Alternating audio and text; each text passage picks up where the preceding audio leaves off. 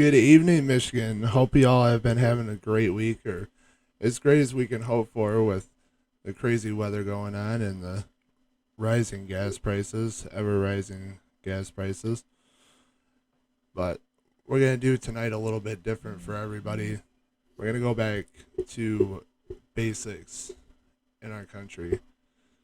But before we do that, I'd like to point out for everybody that up top here, I've provided the website that any and all of you can go to, and I encourage you to go to find out who your local representatives are, find out who your state representative is, and to put you in contact with the people that can actually do something about what's going on with our state and further into our country.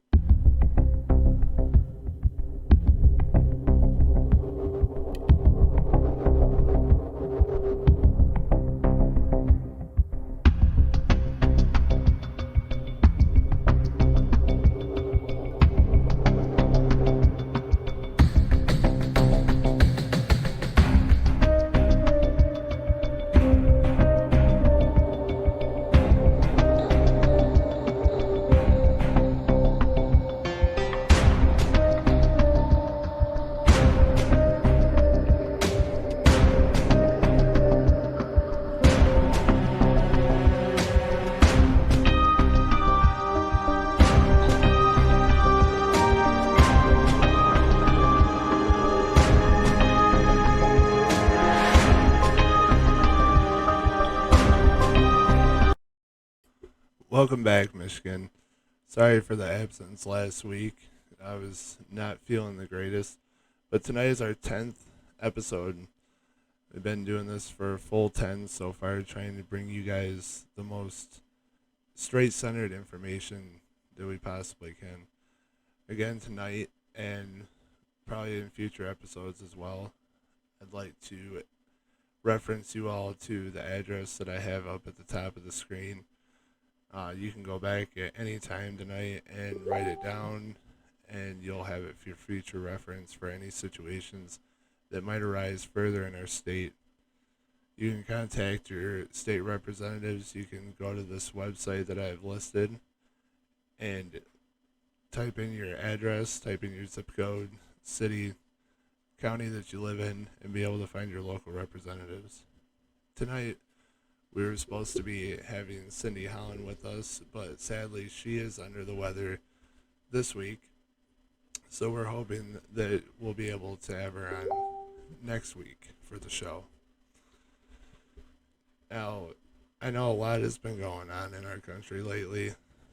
We've seen inflation rates that we haven't seen in almost the last 12 years or so.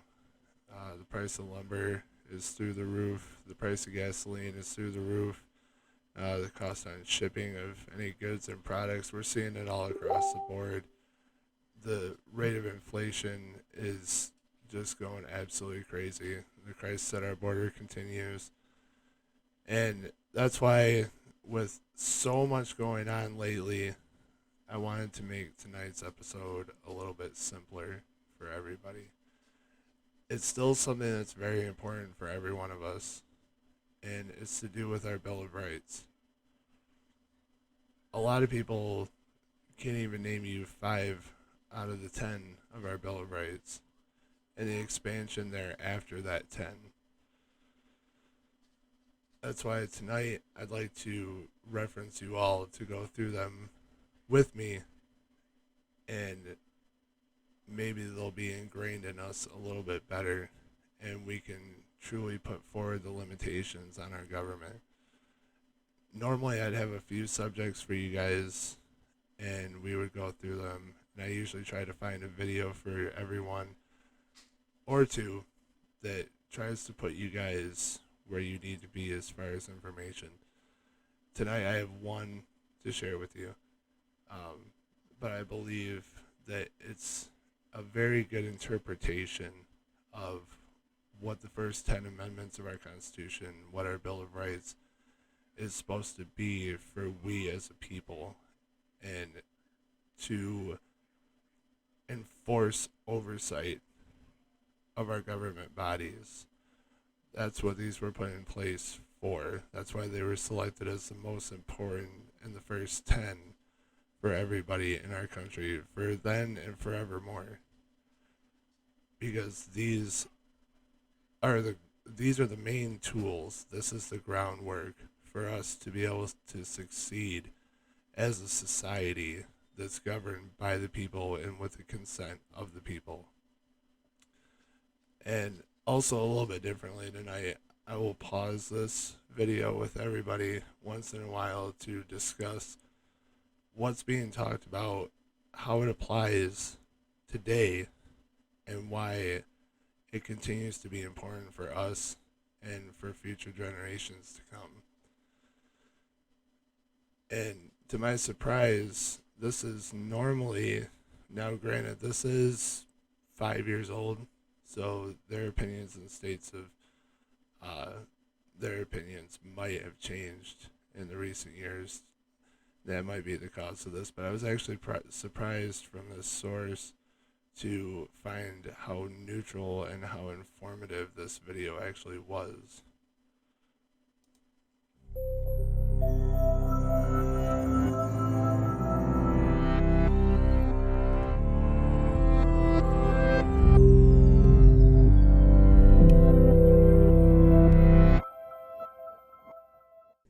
The first 10 amendments to the U.S. Constitution, also known as the Bill of Rights, were ratified or passed over 200 years ago. But even though they're a bit, old, these first 10 amendments are still the most debated and discussed section of our Constitution today. So can you remember what they are? Let's take a look. The First Amendment is the freedom of speech, press, religion, assembly, and petition. This may be the most revered of the amendments. The First Amendment protects our rights to say and write our opinions, worship how we please, assemble together peacefully, and petition our government if we feel the need. Now, I would hope that everybody would know that I was going to stop it on this first one because we have seen so many of these rights violated in the last couple years. Our right to not be able to assemble with each other how we want, our right to not be able to worship how we want, to not be able to visit our own churches, to not be able to worship any God of our choosing.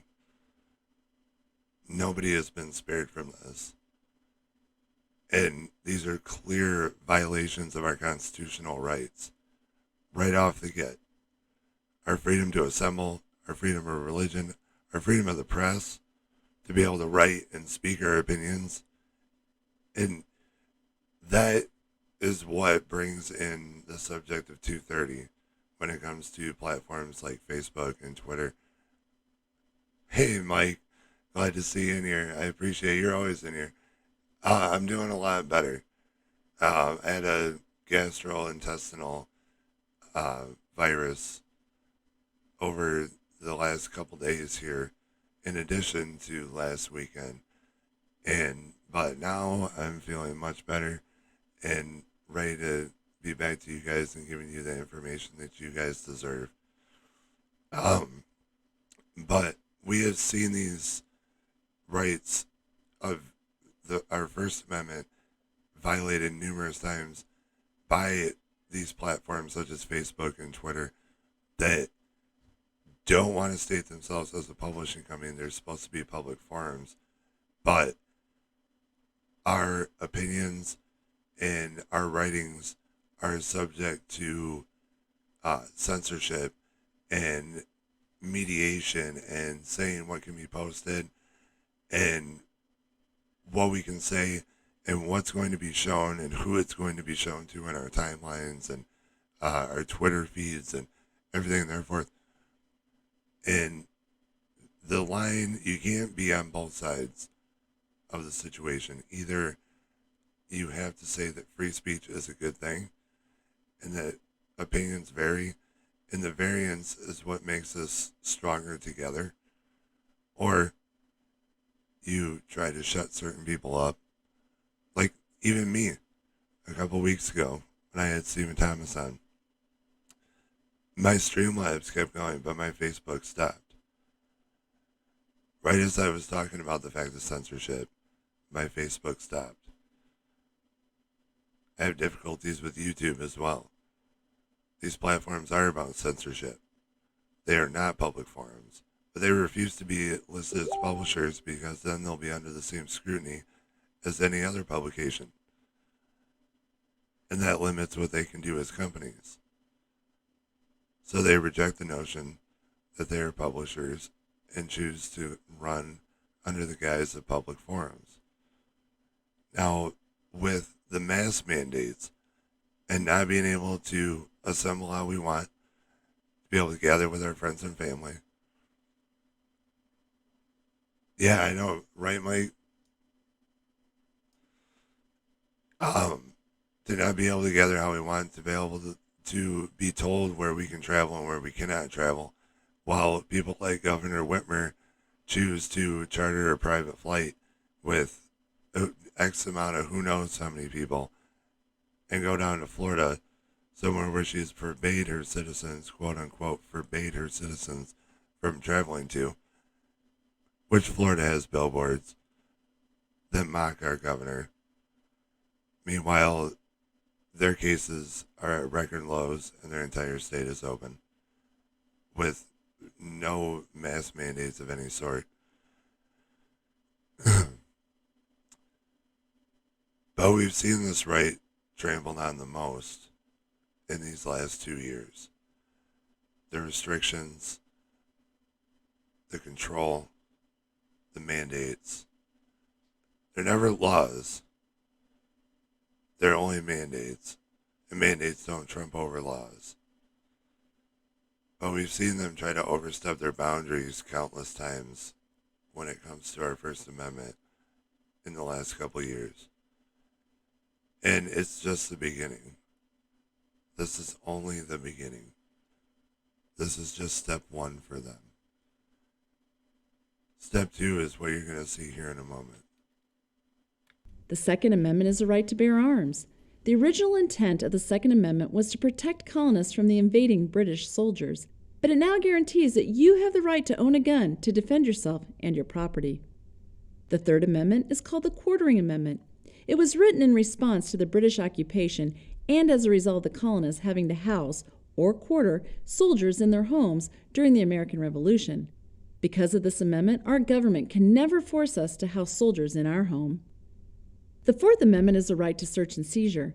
The police can't come into our home without a search warrant and take our personal property. Today, the Second Amendment, our right to bear arms, to protect us from things like having to quarter soldiers, which would be under the Third Amendment, and our Fourth Amendment, illegal search and seizure.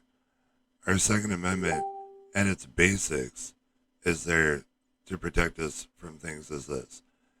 People always make a mockery and say, oh, what, you think your government's out to get you? It's not necessarily those things. It can be situations like we've seen that are covered under our Third and Fourth Amendment. It can be to protect ourselves from things as simple as that. I don't have to fear that my government is coming for me, to think that I need to protect myself from any situation that may harm or danger me or my family. Our Third Amendment protects us from not having to house soldiers during times of peace. That goes without saying. It's pretty basic. Like it's stated there, we do not have to house soldiers as they were forced to when the British were here in the 17 and 1800s. And to the Fourth Amendment, to prevent the illegal search and seizure of our private property and our homes and things that are ours that are not supposed to be seized upon by anybody, even any form of law enforcement, which we've seen this broken in recent years too. If you are suspected of being suicidal, police sometimes now will come into your homes and take your firearms on suspect of you being a danger to yourself or a possible danger to others. We've seen them come and take things such as even collected rainwater in the last 5 years. Literal water from people's homes, which boils down to like one of the things that's in my intro video of Flint's water crisis. And there's been people that have been cited and ticketed in the city of Flint for collecting rainwater on their own property, which in my eyes would still be a clear violation of our Fourth Amendment right of illegal search and seizure. Especially when, for all they know, our survival may depend on these things that we're doing in these situations. If a store is sold out of bottled water and you can't get fresh water from your tap and you run on city water, where are you to go to? But these things are supposed to be deemed illegal for no other reason other than they can't put a tax on it. Yeah, Mike, you're right. They have everything backwards. Our government is corrupt. They don't care that they violate the Constitution. And especially, you're exactly right, especially with our current administration, these current representatives that we have, that we have voted into these spots. Well, some. Joe Biden, maybe another topic of discussion here. But we vote these people into these offices. And a lot of the people that have voted them into these positions cannot see the things that are being done to our country. I hope they can see now. I really, truly do. With the cost of everything going up, the other day I went and I filled my gas tank up, and it almost cost me twice as much as it did 6 months ago. And that's absolutely no exaggeration. It's almost over $3 a gallon again. And 6-7 months ago, we were paying $1.50, $1.60 a gallon. Thanks, Mike. I appreciate it. We need strong candidates. From 2022 and on, we need people that are going to stand up and say what everybody is thinking. That's why Mike over here is just all over in the comment section, and everybody is always welcome there. We want to know what the people of our state and of our country need from us, what we need to represent for you. We can't be your voice if we don't know what you want.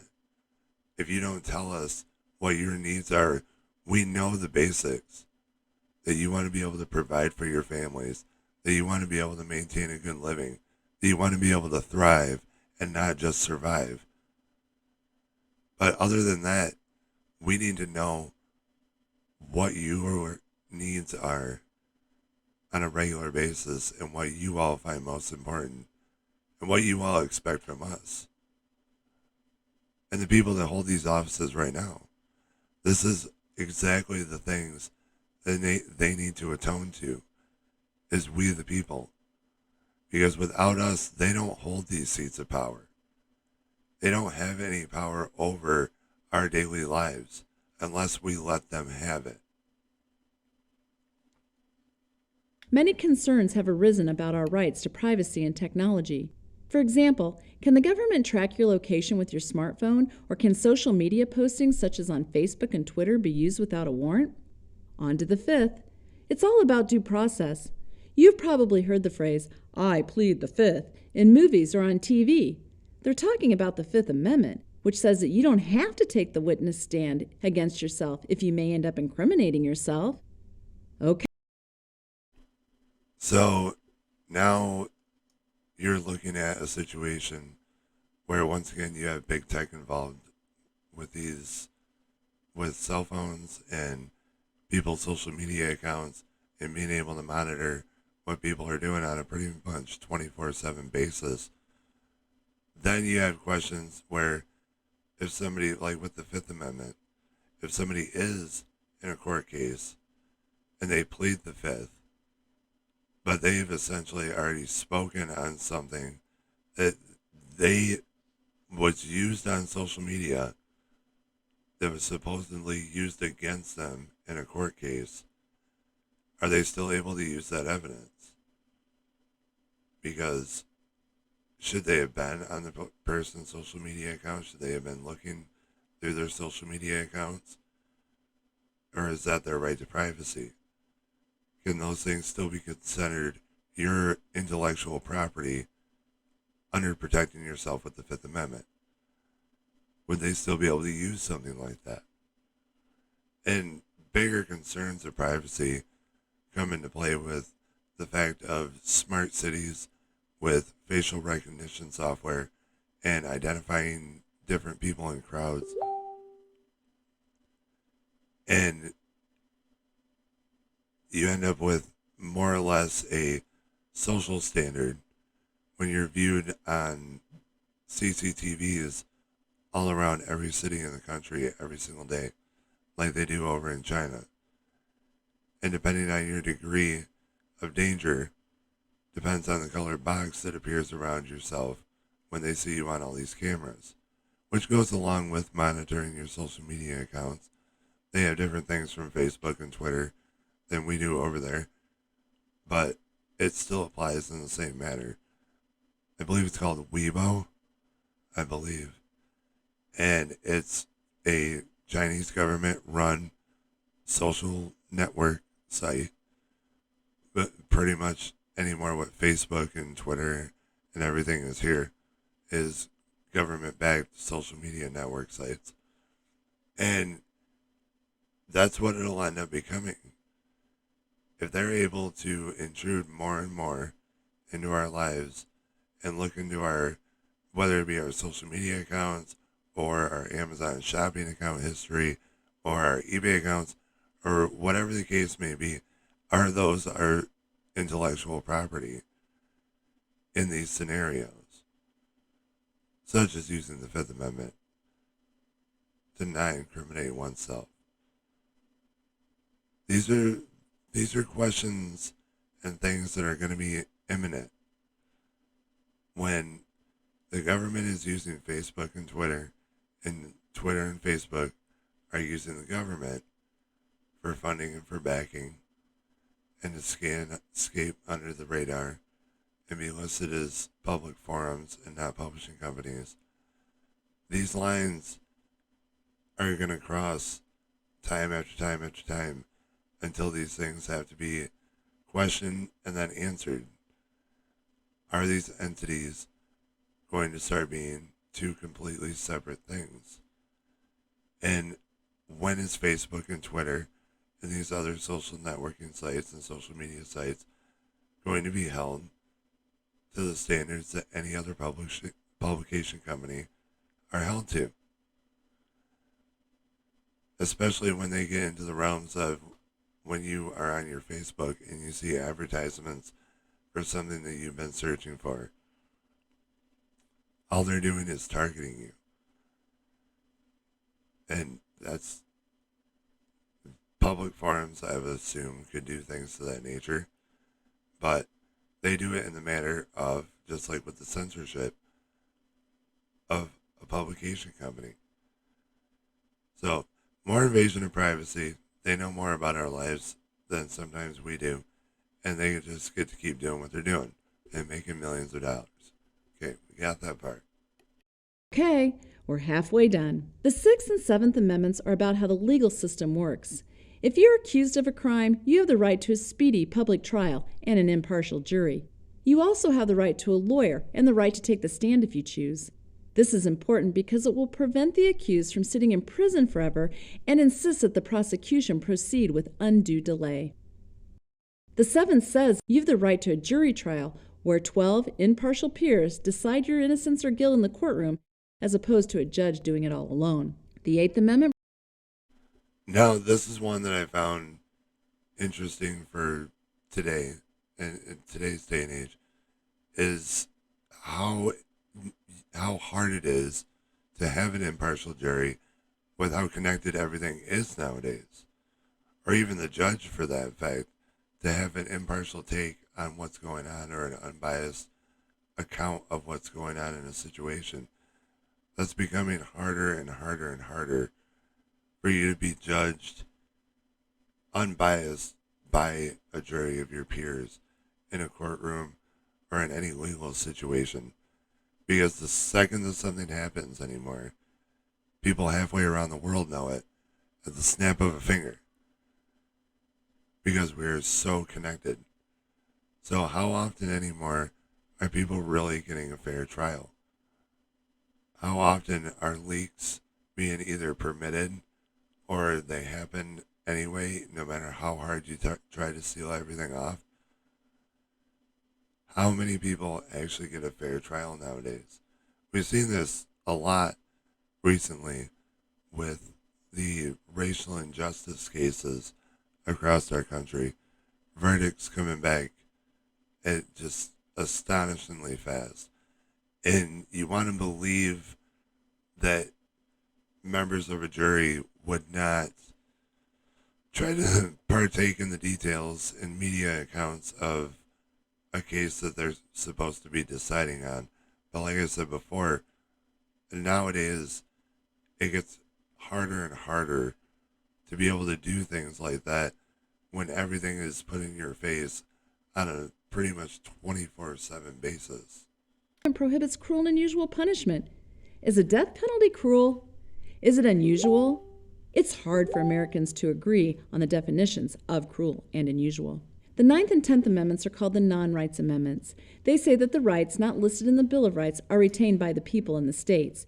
You have other rights that are not listed in the Constitution, and the states have the right to make their own policies, like instituting state taxes. So, now you know all 10 amendments. Can you remember them all? If not, remember this. The Bill of Rights are a crucial piece of American history, and though society has undergone many changes these past 200 and some years, the interpretation and application of these amendments are as vital today as they were when they were written. And that's the most crucial part of all of this that everybody needs to understand is our Constitution, our Bill of Rights, will never be outdated. This was a country made for the people and by the people, and in all aspects is governed by the people, because nobody has any power in our nation that we do not give them. If we don't want them to be where they are and hold the seats of leadership that they hold, we're the only ones that can take it away from them. And especially this year, we have to really pay attention. 2022 coming, we have to really pay attention to the people that we're voting for. Not only have we seen how important it is to vote by candidate and not by party anymore, we also see the census that has just taken place where, especially in our state of Michigan, our lines will be redrawn. And they could end up very differently. Some people could end up with an entirely new representative. I may not be running for the 5th district after our redistricting finishes. And that's supposed to finish in early July, if all goes according to plan, which will be shortly before our primaries here in the state. But we have to really start paying attention to who wants to hold these seats, to who truly wants to represent us. You have to look at the people and not the party. Attend rallies. Go to this website that I have for you and find your state representative. Find your U.S. representative. Yet again, we just had 2 oil spills locally here in our state, in our Sable River, and leading into Lake Huron from the Singing Bridge here over by Au Gres. And, I mean, to my knowledge, Eagle has been on the case with the one in Au Gres, the oil spill that's leaking into the Sable River. The source of that has been determined by Consumers Energy to be the culprit of that situation due to a bag feed in the system. These are the things that we need to know what are being done about them. These are the type of questions, everyday questions, that need to be asked of our representatives. In addition to the big questions, in addition to big tech, in addition to our voting rights, our voting legislation, our representation, our voices being heard from 2022 and beyond. All of us are in this together. One of my mottos, we're all family, from Michigan and beyond. And it takes all of us to be on our best edge from this coming election and beyond. We used to treat this as it didn't matter, as I know I did. And now we can see that it does matter, that all of our voices can make a difference. Before you go saying voting and election machines, we have determination over that as well. Go to your local levels, go to your state levels, make as many phone calls as you have to, send as many emails as you have to. Don't stop, don't let up, don't let them have an inch. You let them have an inch, they're going to take a mile. And we have a lot of miles to take back from them. There's a lot of bad things that happened in these past elections, and we've seen them. And now it's time for us to stand up and do something about it. But for this week, this is what I wanted to bring for you guys, to go back to our basics and at the same time give you guys something, like we've said, that's just as important now as it was over 200 years ago. But next week, I'm hoping to have Cindy Holland in here to be able to talk with us. She's a very informative woman, just like Mary Sears that I had on last episode. They're both great women, great in our fight for freedom. She has a rally coming up, her and the Republican Women's Federation of Michigan, on June 26th in Lansing, Michigan. So if y'all would like to visit us at that rally, that'd be fantastic. The more people that come, more people to show up, the louder our voices are heard. But I will see you all next week. Stay safe, stay informed.